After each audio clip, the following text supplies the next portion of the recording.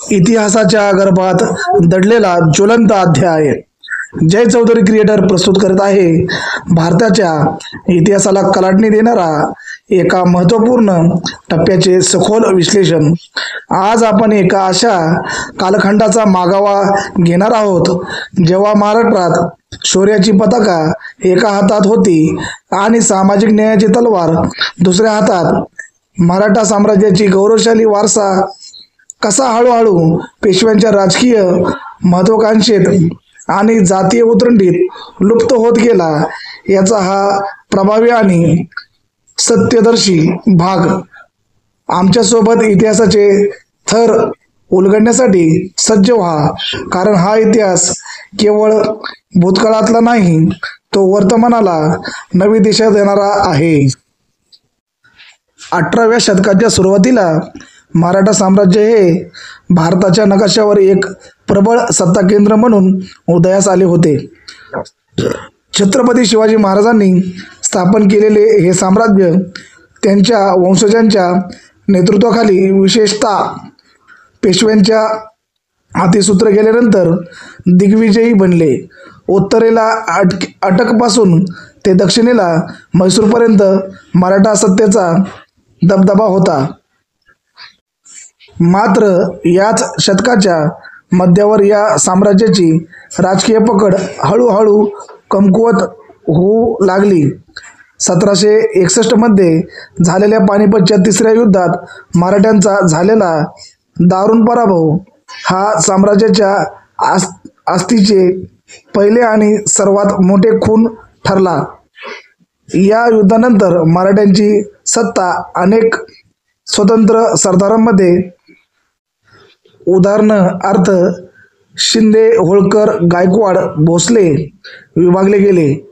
यामुळे एकसंध मराठा साम्राज्य कमजोर झाले आणि त्यांची जागा पुण्यातील पेशव्यांचे वर्चस्व असलेल्या एका शिथिल महासंघाने घेतली.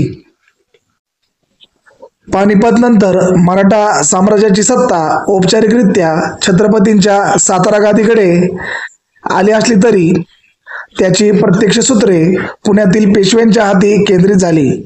पेशवाईचा विस्तार माधवराव पेशवे आणि नानासाहेब फडणवीस यांच्यासारख्या धुरंधर नेतृत्वाखाली झाला, ज्यामुळे मराठा सत्तेला काही काळ स्थैर्य मिळाले. पेशव्यांनी आपले वर्चस्व टिकवण्यासाठी आणि वाढवण्यासाठी राजकारणात, युद्धात आणि प्रशासनात अत्यंत कठोर भूमिका घेतली.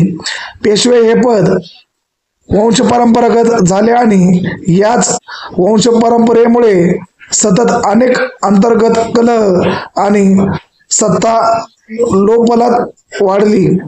छत्रपती हे केवळ नामधारी राहिले आणि पेशवे हेच राज्याचे सर्वास्वी बनले. याच पेशव्यांनी आपल्या सत्तेच्या बळावर धार्मिक आणि सामाजिक धोरणांमध्ये अत्यंत संकोचित भूमिका घेतली, ज्यामुळे समाजात जातीय भेदभावाची दरी वाढली. मराठा साम्राज्याचे अंतिम आणि निर्णायक अधःपतन दुसरे बाजीराव पेशवे यांच्या कारकिर्दीत झाले. 1796 मध्ये पेशवेपदावर आलेल्या बाजीराव द्वितीय यांचे नेतृत्व अत्यंत दुर्बळ, अस्थिर आणि स्वार्थी होते. राजकीय अपरिपक्वता, त्यांच्यात राजनीतीचा अभाव होता आणि ते वारंवार ब्रिटिशांच्या कच्चेपी लागत असत. अंतर्गत कलह, मराठा सरदारांना, उदाहरणार्थ होळकर आणि शिंदे एकत्र ठेवण्याऐवजी ते त्यांच्याशी शत्रुत्व पत्करत होते, ज्यामुळे साम्राज्य दुभंगले गेले. वसईचा तह 1802 त्यांनी ब्रिटिशांशी केलेला हा तह मराठा साम्राज्याच्या आत्मसन्मानावरचा सर्वात मोठा घाव होता.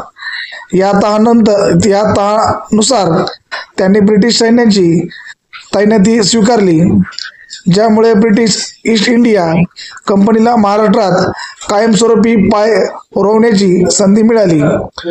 सामाजिक दमन, बाजीराव द्वितीय यांच्या काळात जातीय भेदभावाची आणि अस्पृश्यतेची भावना सर्वाधिक टोकावर पोहोचली होती. महार आणि इतर मागासलेल्या समाजाला अन्याय आणि अपमान सहन करावा लागत होता.